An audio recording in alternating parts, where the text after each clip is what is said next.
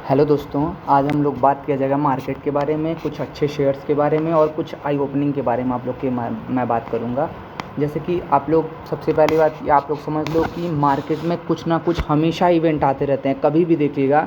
मुझे नहीं पता, मेरे वीडियो मैक्सिमम बिगिनर ही देखते हैं, तो आप कभी भी देखना कि हमेशा ग्लोबल अनसर्टेनिटी बनी रहती है। कभी किस कंट्री ने वॉर कर दिया, कभी किसी कंट्री ने वॉर कर दिया, कभी गवर्नमेंट स्टेबल नहीं है उसके वजह से, तो कभी इन्फ्लेशन बढ़ गया, कभी यूएस का जॉब डेटा ख़राब आया तो किसी ने इंटरेस्ट रेट बढ़ा दिया। मतलब तरह तरह की चीज़ें हमेशा बनी रहती हैं। जिनको जिनको इन्वेस्ट करना रहता है वो हाई वैल्यूएशन पे भी इन्वेस्ट करते हैं, जिन्हें नहीं करना रहता है वो ये सोचते हैं कि अभी और गिरावट होगी, अभी और गिरावट होगी। अभी जैसे इस एग्जांपल के मान लीजिए कोई प्रोडक्ट आपको लेना है, तो आप आज देखे 50 रुपये की है, कल सुबह उठ के देख रहे हैं कि 48 की हो जा रही है, अगले सुबह देख रहे हैं कि वो 46 की हो जा रही है। तो जाहिर सी बात है कि आपको अगर लगेगा कि नहीं अभी कल ये और सस्ती होगी, फिर अगले दिन लगेगा कि नहीं कल अगर हो गई तो आपको लगेगा कि नहीं अगले दिन और सस्ती होगी। पता चले कि वहीं से ऊपर मार दिया, सीधे 50 पार कर गया, तो आप लोग आपके हाथ में नहीं है। फिर आपको अफसोस होगा, अरे यार ये 46-44 तक गया था, मुझे बाई कर लेना चाहिए था, मैं ले लिया होता तो काश मैं आज प्रॉफिट में होता।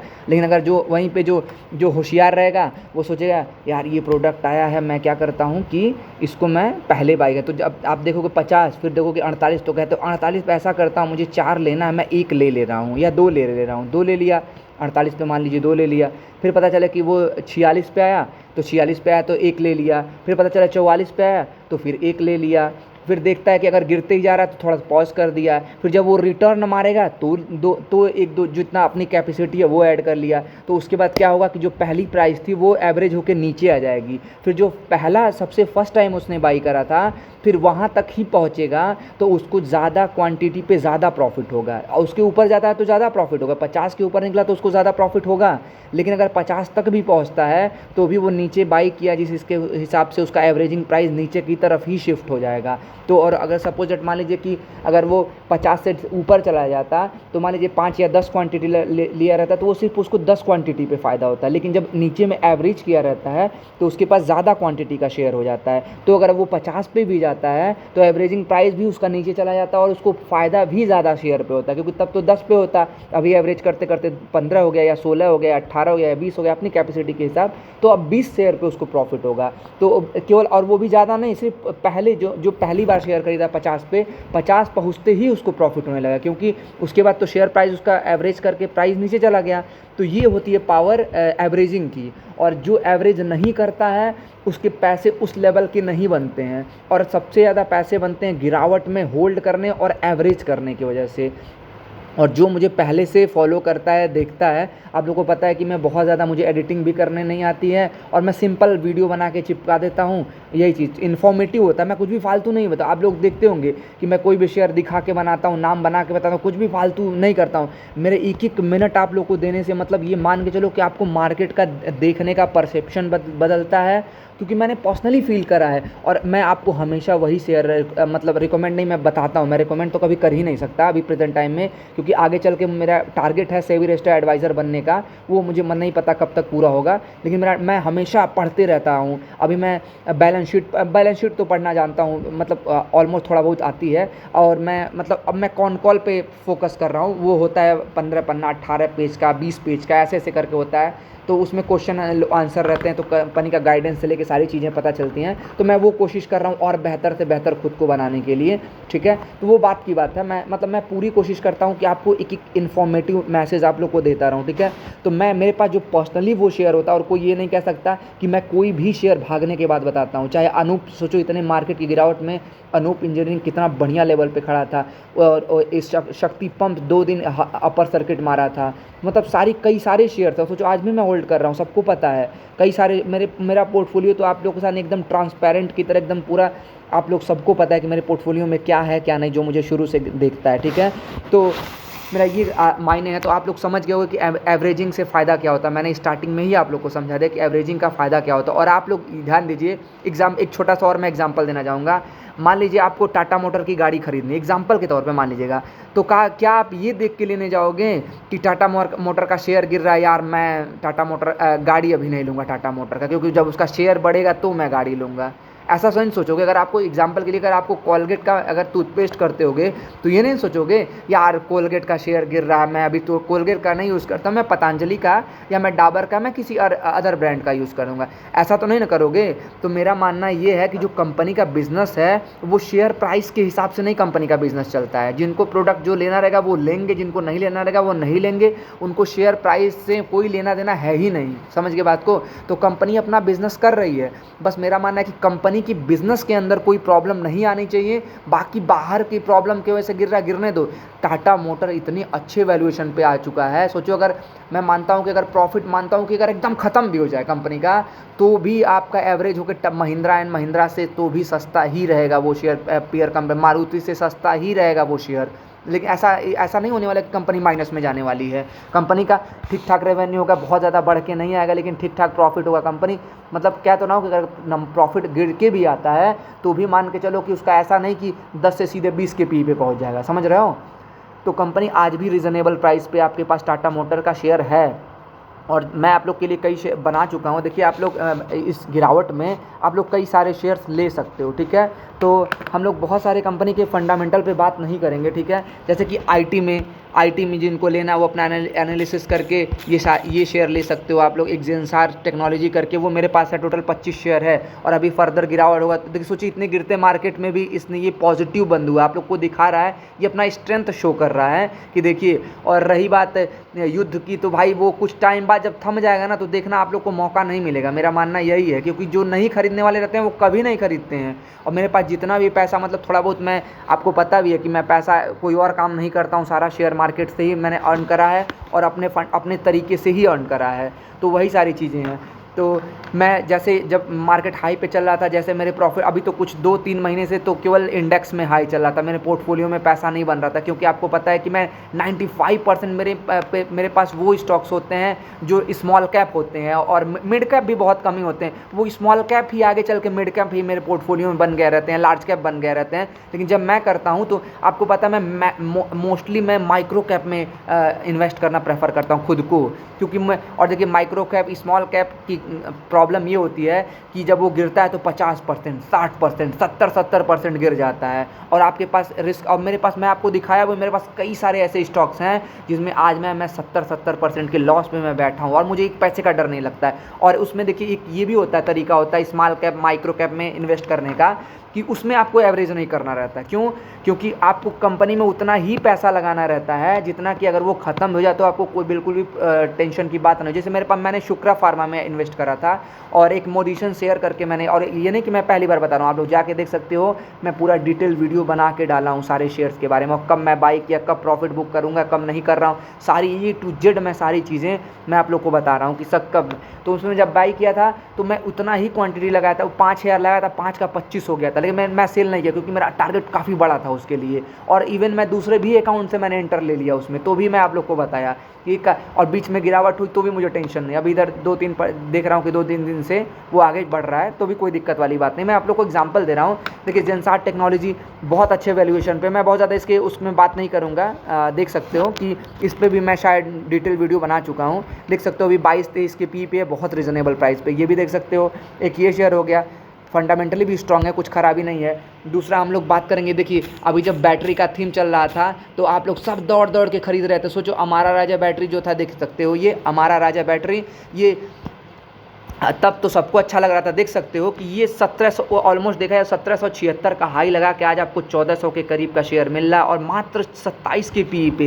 एक्साइड और यही दोनों है ना, देखा जाए तो और भी कई सारे हैं, लेकिन इनका वैल्यूएशन आप पेयर कंपैरिजन में किसी के भी साथ आप लोग देख लो, इनके जितना सस्ता कोई भी नहीं है, देख सकते हो। और कंपनी में कोई प्रॉब्लम नहीं है, कंपनी आज भी स्टिल वही है, लेकिन जो लोगों का परसेप्शन देखने का है। और आप लोग रेलवे शेयर को भी देख सकते हो कि जब वही वैल्यूएशन कितना महंगा था तो सब कोई बाई करने के लिए पागल था कि मैं रह गया, मैं रह, सब हर कोई दौड़ रहा था खरीदने के लिए। और आज उतना ही ऑर्डर बुक है, कंपनी अपने फुल फेज में काम कर रही है, सब कुछ ठीक है, लेकिन बस लोगों का परसेप्शन बदल गया। और यही होता है कि जो अर्ली स्टेज में कोई चीज़ फाइंड करता है या कंपनी के बुरे भाव में, कंपनी का बुरे नहीं, कंपनी के बुरे भाव में जो बाई करता है वही अच्छा खासा पैसा कमाता है, ठीक है।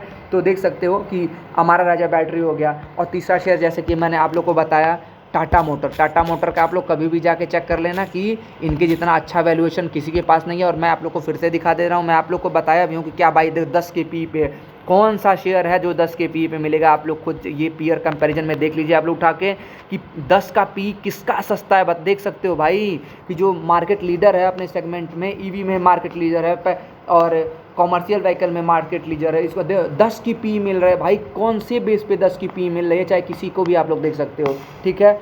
तो चौथा पाँचवा शेयर आपका रेलवे से है। मैं फिर से वो कर दे रहा हूँ। और देखिए कुछ लोग का मेरे पास कमेंट भी शायद आया है कि देखिए टीटागढ़ रेल सिस्टम का क्या है कि मेरे पास है, मैं होल्ड भी कर रहा हूँ और मैं आगे भी ऐड कर रहा हूँ, ठीक है।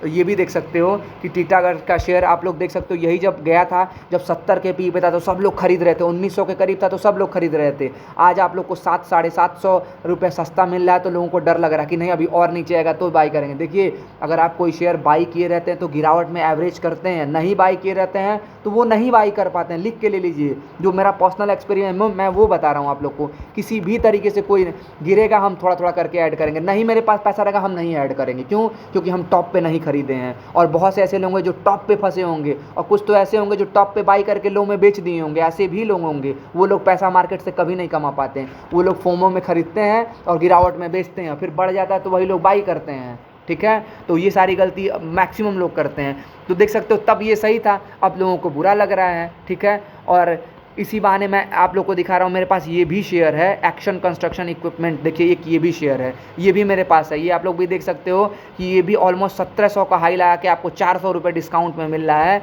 45 के पी पे है। तो आप लोग इसको भी चाहो तो अपना एनालिसिस करने के बाद थोड़ा थोड़ा क्वांटिटी ऐड कर सकते हो, ठीक है।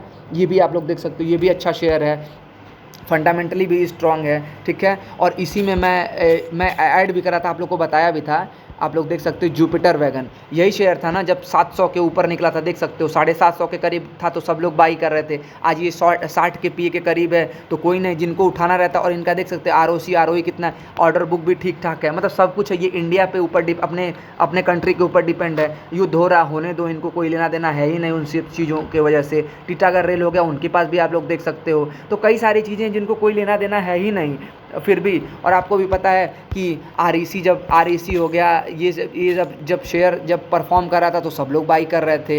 ये एक लार्ज कैप कंपनी देख सकते हो, ठीक ठाक गिरा भी है। और इनका पी भी देख सकते हो 10 के अंदर है पी।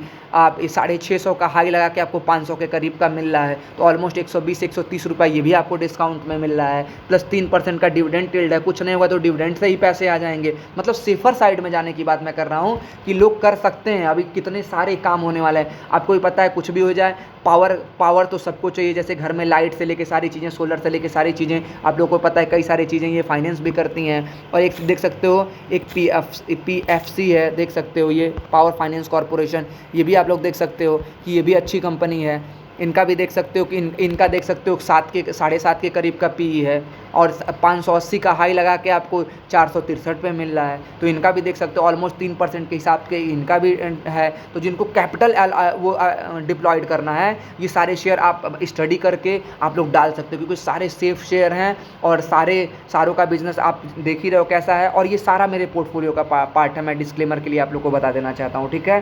तो ये सारे शेयर और आप लोग को देख सकते हो। तो आप लोग अगर अच्छी खासी गिरावट होती है, जैसे कि आपको पता है ये भी मेरे शेयर का मेरे पोर्टफोलियो का पार्ट है और हमको लगता है मेरा 2.5 गुना इसमें पैसे हो चुके हैं, लेकिन मैं अभी भी इसमें स्टिल होल्ड कर रहा हूँ। मेरा सारे फ्री का शेयर CDSL जिनका नाम है, आपको पता है। अगर आपको ये लगता है कि अभी शेयर मार्केट में बहुत लोग नहीं अपने वो करते हैं, इन्वेस्ट करते हैं, तो अगर स्कोप है तो आप इसको भी देख सकते हो, कंसिडर करते हो। तो इसका वैल्यूएशन कभी सस्ता नहीं होता, इसका वैल्यूएशन तब सस्ता होता है जब मार्केट में गिरावट होती है और लोग भागते हैं मार्केट छोड़ के, तब इसमें गिरावट आती है। तो ये भी एक सेफर साइड का आप देख सकते हो है कि। और ये दो ही लोग हैं, NSDL और CDSL, जिसमें ये मार्केट लीडर है। 70%, जैसे 100 में से अगर 70% इन्वेस्टमेंट, 100 में से अगर 100 लोग कर रहे हैं, तो जिसमें से कि जो 70% इनके पास बिजनेस आ रहा है, 30% इनसे आउट हो रहा है जो कि NSDL के पास जा रहा है। तो मैक्सिमम मार्केट लीडर यही है। और भी शेयर देखना चाहें अगर गिरावट होती है तो आप लोग को पता है कि BSC का शेयर भी बहुत अच्छा है, देख सकते हो कि, लेकिन अभी वैल्यूएशन वाइज तो ये भी ठीक नहीं है। आप मान के चलो बेशक इतना गया है लेकिन वैल्यूएशन वाइज नहीं। आप लोग करेक्शन का वेट देखो, ये 93 की पी इनका कहीं भी जस्टिफाइड नहीं है, किसी भी तरीके से नहीं है। मेरे पास बहुत ज़्यादा नहीं, मेरे पास सिर्फ 3 ही शेयर हैं और ऑलमोस्ट 28 या 2900 के आसपास का मेरे पास 3 ही शेयर हैं। मैं बीच में इसमें स्विंग ट्रेड लिया था तो मैं सेल कर दिया था, लेकिन मैं क्योंकि अभी और जब इसमें फर्दर ज़्यादा गिरावट होगी तो भी मैं ऐड करूँगा। जिस दिन ऐड करूँगा आप लोग को ज़रूर बताऊँगा, ठीक है। तो आप लोग ये भी देख सकते हो। और एक मैं इसके बारे में भी शायद आपको बताया होगा, शायद नहीं, मैं पक्का बात बताया होगा, देख सकते हो ये शेयर बहुत अच्छा है। गणेश, एक सेकेंड, गणेश हाउसिंग कॉरपोरेशन, ये रहा शेयर। और इनका भी देख सकते हो कि कंपनी का मैंने गाइडेंस भी पढ़ा था, बता रहे थे 20-25% इन लोगों का ग्रोथ रहेगा, CAGR का ग्रोथ रहेगा। देख सकते हो 16-16.5 की पी है, मार्केट कैप भी स्मॉल कैप अच्छा है। और इन लोग का ROE एक बार आप लोग नज़र डालो कितना परफेक्ट लेवल पे है, देख सकते हो कि आप लोग इनका भी देख सकते हो। मेरे पास एक अकाउंट से ये पूरा 15 शेयर है जो कि पूरा फ्री है, और दूसरे अकाउंट से मैं बाई सेल करते रहता हूँ, स्विंग ट्रेडिंग में लेते रहता हूँ। और अभी मैंने रिसेंटली में इसमें ऐड करा है, इसमें 10 क्वांटिटी ऐड करा है। और आप लोग देख सकते हो कि इसमें कौन सा ऐसा शेयर इनकी जैसा है पी है, देख सकते हो किसी का भी पी ऐसा नहीं है। और आपको पता है मेरे पोर्टफोलियो का NCC भी पार्ट है। एक से मेरा पैसा डबल हो गया था तो भी मैं नहीं सेल किया, दूसरे से मैं स्विंग ट्रेड लिया था, प्रॉफिट हुआ था अच्छा खासा तो भी मैं सेल नहीं किया, और तो भी मैं सोची इसको NCC को सेल नहीं करा। आज भी मैं स्टिल 2 अकाउंट से होल्ड कर रहा हूँ। तो ये सारे शेयर NCC के पास तो इतने ऑर्डर बुक में जितना इनका मार्केट है उतना ही इनके पास स्टिल ऑर्डर बुक भी, आप गूगल पे भी जाके चेक कर सकते हो कि ऑर्डर बुक।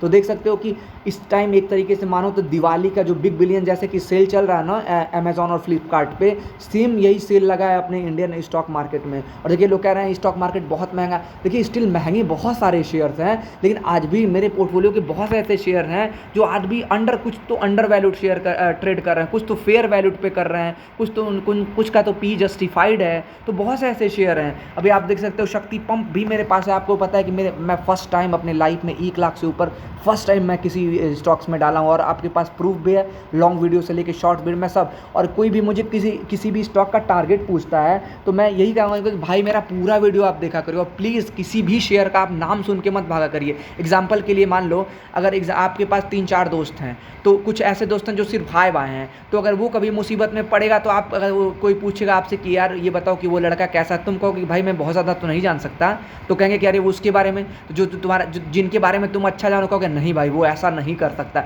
बेशक 4 लोग तुमको कहेंगे, लेकिन एक बार आपको डाउट होगा खुद पे कि यार वो नहीं कर सकता, उनसे भी आप कहोगे कि नहीं यार ये सारी चीज़ें वो नहीं कर सकता जहाँ तक मैं उसको जानता हूँ, तो आप उसकी प्रॉब्लम में भी उसका साथ दोगे। क्यों?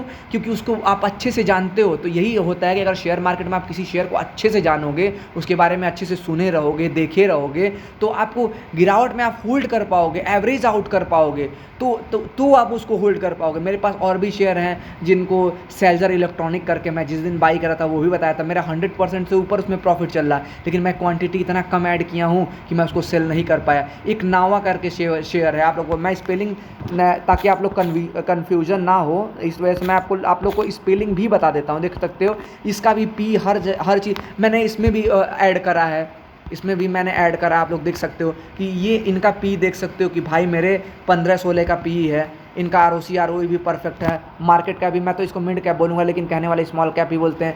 आपको 1350 का हाई लगा के आपको देख सकते हो कि 300 रुपये डिस्काउंट पे मिल रहा है ये भी शेयर। तो देख सकते हो, और मैं ये नहीं कह रहा हूँ कि यहाँ से ये शेयर गिरेगा नहीं, लेकिन हम ये मान के चलेंगे कि फर्दर जहाँ इतना गिरावट होगा तो मैं उतना ही पैसा रखूँगा। आप लोग इनके पीयर कंपैरिजन में देख लो, वैसे डायरेक्ट तो बहुत ज़्यादा नहीं होंगे लोग। और देख सकते एक क्विज़ कॉप करके है, ये देख सकते हो, ये भी मेरे पोर्टफोलियो का पार्ट है, ये भी मेरे पास 10 शेयर है। तो मैं बहुत से ऐसे शेयर्स ऐड करके रखा हूँ और आप लोग को बताया भी हूँ। तो मैं यही कह रहा था कि आपको कि आप भाई यही टाइम होता है, बेस्ट टाइम होता है कि गिरावट मार्केट में मेरी पैनी नज़र होनी चाहिए कि मुझे कहाँ बाई करना है। ये नहीं कि अंधाधुंध मार्केट कोई स्टॉक भागे जा रहा है। तो मैं आप लोगों को पता होगा कि मैं उसको क्या बोलते हैं, JBM ऑटो से मैं प्रॉफिट बुक किया, अच्छा खासा प्रॉफिट बुक किया। आपको पता है उसी ओलेक्ट्रा ग्रीन टेक से मैंने प्रॉफिट बुक किया, क्योंकि मुझे पता था कि उनकी पी कहीं से जस्टिफाइड नहीं है। आपको अच्छे से पता है कि मेरे पास वारी रिन्यूएबल का भी शेयर था, जब 3 गुना हो गया तो भी मैं प्रॉफिट बुक किया, और मेरे 2500 पे प्रॉफिट बुक करने के बाद वो 3000 गया, लेकिन मुझे 1 पैसे का वो नहीं था। और मैं आप लोग को वीडियो भी बना के बता रहा था कि कोई भी भाई, मेरे दोस्त भाई मत करना, क्योंकि ये कहीं से भी इसका पी जस्टिफाइड नहीं है। और आज देखिए वहाँ से 50% करेक्ट हुआ, लेकिन किसी की हिम्मत नहीं हुई कोई बाई करे। मैंने उसके बाद भी स्विंग ट्रेड लिया और मैंने प्रॉफिट कमाया उसके बाद भी। मुझे पता कहाँ, और मेरे लेने के बाद भी वो नीचे गया। मैं ऑलमोस्ट 1500 के करीब में उठाया था 5 क्वांटिटी, उसके बाद भी वो नीचे गया, लेकिन मैं एवरेज नहीं किया क्योंकि मेरे पास पैसे ही नहीं थे। लेकिन उसके बाद वो फिर जब गया 1900 2000 करीब में, मैं फिर सेल कर दिया। तो सोच सकते हो कि मैं उसमें भी मैंने 2500 रुपये कमाए। तो मैं मतलब आपको भी पता है कि मैं बहुत बड़ा इन्वेस्टर नहीं हूँ, ये नहीं कहूँगा कि मैं 5000 या 5 लाख रुपए कमाया। आपको पता है कि मैं, मेरा पोर्टफोलियो आप देख के जान जाओ कि मैं बहुत मामूली सा इन्वेस्टर हूँ, और मैं कुछ और कोई काम नहीं करता। मैं फुल टाइम इन्वेस्टिंग करता हूँ, अपना स्विंग ट्रेड करता हूँ, यही 2 चीज़ करता हूँ। F&A ओफंडे मैं किसी को नहीं करता है। इंट्राडे मैंने भी बहुत ट्राई करा, तो मैक्सिमम टाइम उसमें दे के क्या होता था कि मेरा प्रॉफिट नहीं होता था, माइनस में ही रहता था। क्योंकि मेरा अगर 50% भी होता तो भी मैं माइनस में ही रहता था। तो मैं, और इतना स्ट्रेस रहता था, मैं सोचा यार इन्वेस्टिंग मेरे लिए परफेक्ट है, स्विंग ट्रेड मेरे लिए परफेक्ट है, ठीक है। तो आप लोग मार्केट का आप लोग आइडिया लेके चलिएगा, ठीक है। और मेरी तरफ से कोई भी बाई सेल का रिकमेंडेशन मत लीजिएगा, सारे शेयर को एनालाइज करिएगा। और बाई करने का तरीका यही होता है कि अगर मुझे कोई भी शेयर 10 शेयर लेना है तो मैं पहले 5 शेयर ले रहा हूँ, फिर कुछ परसेंट के गिरावट पे फिर मैं 1-2 क्वांटिटी ऐड कर लूँगा। और मेरे पास नहीं पैसा है तो मैं नहीं ऐड करूँगा, शांति से बैठे, मैं सेल नहीं करूँगा। क्यों? क्योंकि कोई भी शेयर मैं बाई करने से पहले एनालिसिस करूँगा, बाई करने के बाद मैं कुछ नहीं सोचूंगा। क्यों? क्योंकि मैंने बाई करने से पहले ही इतना सोच लिया था, उसके बारे में रिसर्च कर लिया था कि बाई करने के बाद वो गिरेगा तो भी मुझे रिसर्च करने की ज़रूरत है, मैं बिंदास बैठा रहूँगा। क्योंकि मैं, और पोर्टफोलियो हमेशा डाइवर्सिफाइड रहना चाहिए। 10 शेयर अगर पोर्टफोलियो में है, 15-20 शेयर हैं, अगर ये 5 पे, पहली बात कि 5 शेयर तबाह नहीं होगा, लेकिन 5 शेयर पूरी तरह खत्म भी हो जाएंगे तो 15 शेयर मेरे इतने पैसे मुझे बना के दे देंगे कि उस 5 शेयर के खत्म होने का मेरे पास 1 पैसे का गम नहीं रहेगा, ठीक है। तो जो नहीं लगाना चाहेंगे वो पैसे, वो कितना भी गिर जाए नहीं लगाएंगे। जिसको नहीं लगाना था वो कोविड की गिरावट में भी नहीं लगा पाए, और जिनको प्रॉफिट कमाना था वो जो बैठे। और एक चीज़ और ध्यान दीजिए कि मार्केट की गिरावट में बेचना नहीं चाहिए पैनिक होके। उस टाइम आपके पास वो बेचना अगर है तो मार्केट जब बहुत ऊपर जाता है, आपको लगता है कि वैल्यूएशन स्ट्रेच हो गया, वहाँ आप बेचिए, प्रॉफिट बुक करिए। जो फ्री का शेयर है वो छोड़ दीजिए, मेन पैसा आप मैंने यही किया। मैंने बुल मार्केट में जितना था मैंने सारे का, आप मानोगे नहीं, मैं टोटल मैंने 3 लाख रुपए का प्रॉफिट बुक किया, और 3 लाख का शेयर आज भी मेरा पड़ा हुआ है अकाउंट में, जो फ्री का शेयर है 3 लाख से ऊपर का। अभी आपको पता है, मैं कुछ लोग मेरे को पर्सनली भी बता रहे थे कि भाई टाटा मोटर अब चलना, टाटा पावर चलना शुरू हुआ और तुम अपना फ्री का क्वांटिटी जैसे डबल हुआ, तुम बेच के तुम रुके होते, तुम पैसे कम लगाए थे। भाई मेरे पास पैसे ही कम रहते हैं तो मैं पैसा ज़्यादा कहाँ से लगा दूंगा। मेरा पोर्टफोलियो ओवर डाइवर्सिफाइड है, हालांकि उतना नहीं होना चाहिए, लेकिन मेरा ओवर डाइवर्सिफाइड है। तो मैं उसमें से, आपको पता है कि मेरा टोटल, मैं तकरीबन 24-25 हज़ार रुपये टाटा पावर में लगाया था। मैं क्या, जैसे मेरे दोनों अकाउंट से शेयर मिला के डबल हुए, मैं कुछ शेयर उसमें से कुछ शेयर इसमें का सेल करके मैं इन्वेस्टमेंट अमाउंट बाहर निकाल लिया। ऑलमोस्ट 13-14 हज़ार के आसपास मैं बाहर निकाल लिया, और 13-14 हज़ार का प्रॉफिट मैं छोड़ दिया। तो अगर उसके 2 दिन के बाद से शेयर मार्केट गिरना शुरू हो गया, तो देख सकते हो क्या होता है। तो स्ट्रेटजी यही वाली रखनी चाहिए कि चढ़ते वक्त आप गिरने के लिए सोचो, लेकिन मार्केट की गिरावट में आपको सेल करने के बारे में एकदम नहीं सोचना चाहिए। क्यों? क्योंकि जितने डरपोक इन्वेस्टर होते हैं सब सेल करते हैं, ठीक है, उस टाइम। और बड़े इन्वेस्टर वेट करते हैं कि कब गिरेगा मार्केट और कब मैं एंटर करूंगा। और जो नहीं खरीदने वाले रहते हैं वो यकीन मानो वो सिर्फ हाथ पे हाथ रख के और पछताने का सिवा और कुछ नहीं करते हैं, ठीक है। तो मैं काफ़ी कड़वा बोला हूँ आप लोग को, ताकि आप लोग सीखें। और भाई वीडियो का वो शेयर का नाम सुन के कभी नहीं भागना चाहिए, शेयर खुद से एनालिसिस करना चाहिए। और जो लोग मेरे से कुछ भी पूछ रहे थे, कुछ लोग हैं मेरे पास टीटागढ़ के बारे में पूछ रहे थे, तो भाई मेरे टीटागढ़ का मेरे पास भी बहुत ऊपर तक था, मैं एकदम टॉप पे नहीं बेच पाया था। मैं 1600 के आसपास जाके प्रॉफिट बुक किया था, और 10 की 12 की 14 शेयर मेरे पास फ्री का पड़ा हुआ है, वो मैं छोड़ूंगा लॉन्ग टर्म के लिए, ऐसे पड़ा रहेगा, ठीक है ना। उसका बिजनेस खराब हुआ ना, उसकी ऑर्डर बुक खत्म हुई है, सब कुछ एज इट इज है, वो पड़ेगा। और गिरावट में मैं ऑलरेडी, आप लोग को पता है कि मैं 10 शेयर ऐड कर चुका हूँ, और फर्दर गिरावट आगे अपने सपोर्ट पे आकर मैं एवरेज आउट करता जाऊँगा, वीडियो बनाता जाऊँगा, ठीक है दोस्तों। तो वीडियो काफ़ी लंबा हो चुका है और मैं फिर भी आप लोग देखो मेरा वीडियो, मुझे नहीं पता है आप लोग रेकमेंड भी नहीं करेंगे क्योंकि आप लोग लाइक वही करते नहीं हो, तो मैं कहूँगा भी नहीं कि आप लोग लाइक और सब्सक्राइब कुछ भी करिए, आपकी मर्ज़ी करिए मत करिए, लेकिन कोशिश करिएगा कि सबको ये वीडियो आप लोग शेयर करिएगा प्लीज़, आप लोग से रिक्वेस्ट है, ताकि सब लोग समझ पाएँ भाई, सब सीख पाएँ ना, क्योंकि सारे पैनिक में, और यकीन मानिए सबका पोर्टफोलियो गिरता है। मेरे पोर्टफोलियो में भी अच्छा खासा प्रॉफिट था, मतलब इसी दिन में मानोगे नहीं, टोटल मुझे लगता है 50,000 रुपये का मेरे भी पोर्टफोलियो में लॉस हो चुका है। जो 50,000 का प्रॉफिट एक्स्ट्रा था वो गिर के डाउन में आ चुका है, लेकिन मैं बिंदास बैठा हुआ हूँ क्योंकि मुझे अपने शेयर पे ट्रस्ट है। इवन मैं जो थोड़ा बहुत पैसा भी रखा रहता हूँ इन्हीं सब वो चीज़ के लिए परफेक्ट किनारे साइड में करके थोड़ा बहुत पैसे रखा रहता हूँ, 10,000 20,000 30,000 जैसी अपनी औकात हो कि मैं गिरावट में डालूंगा, और नहीं रहता तो चुपचाप बैठा रहता हूँ, कोई रोना नहीं। ना स्टॉक मार्केट में मैं उधार लेके डालता हूँ, ना ही ब्याज पे पैसे उठा कर, जो खुद का है वो डालूंगा, नहीं रहेगा नहीं डालूंगा, चुपचाप बैठूंगा, शांति से, बात खत्म। ठीक है, तो वीडियो काफ़ी लंबा हो गई, मैं इसके लिए सॉरी चाहता हूँ, और आप लोग वीडियो प्लीज़ लंबा पूरा लास्ट तक देखिएगा, किसी भी स्टॉक से उनका नाम मत भागेगा। ठीक है, बाय बाय, टेक केयर, मिलते हैं किसी अच्छे वीडियो में फिर।